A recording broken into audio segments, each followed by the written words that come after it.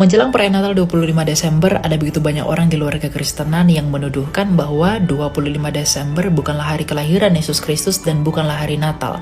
Bahkan lebih liar, mereka mengatakan bahwa 25 Desember itu ternyata hari kelahiran Dewa Matahari.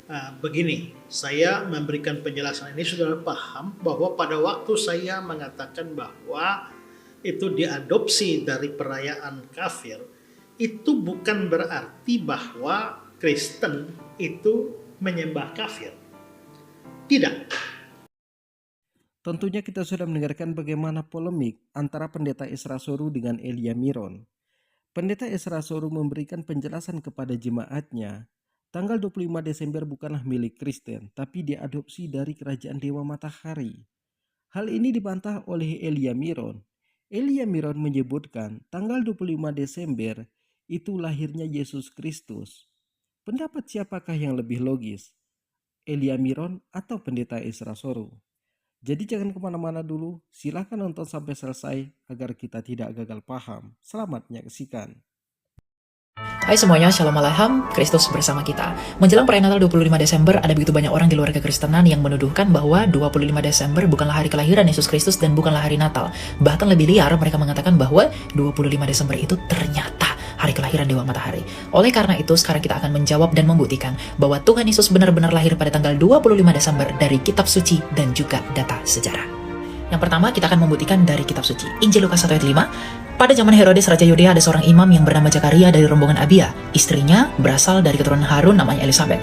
Apa yang dilakukan Imam Zakaria? Ayat 10. Pada waktu pembakaran dupa, seluruh umat berkumpul di luar dan bersembahyang. Kalau pembakaran dupa artinya sedang melakukan hari raya Yom Kippur atau hari raya pendamaian. Nah, pada hari raya Yom Kippur ini dilakukan setiap tanggal berapa? Setiap tanggal 25 September.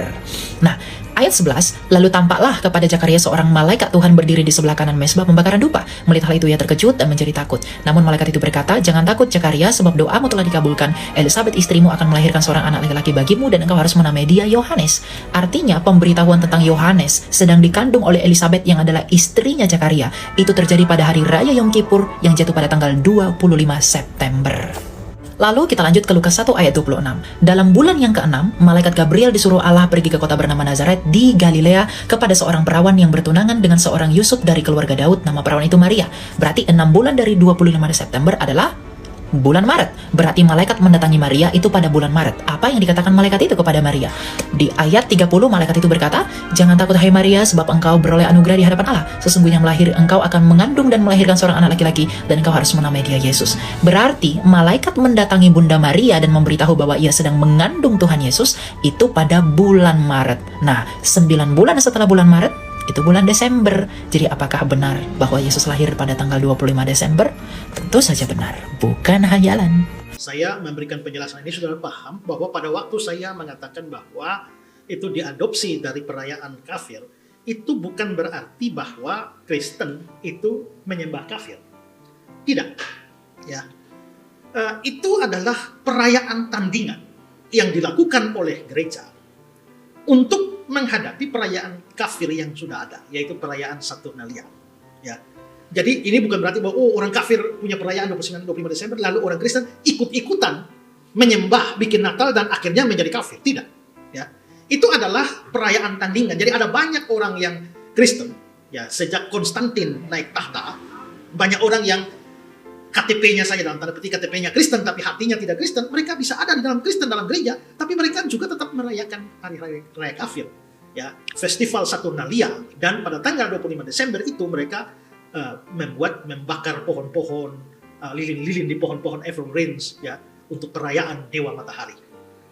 Nah, gereja merasa bahwa itu perlu diberikan perayaan tandingan supaya bukan supaya jadi kafir, bukan, supaya orang Kristen berhenti pergi menyembah ikut perayaan kafir, supaya gereja punya perayaan sendiri.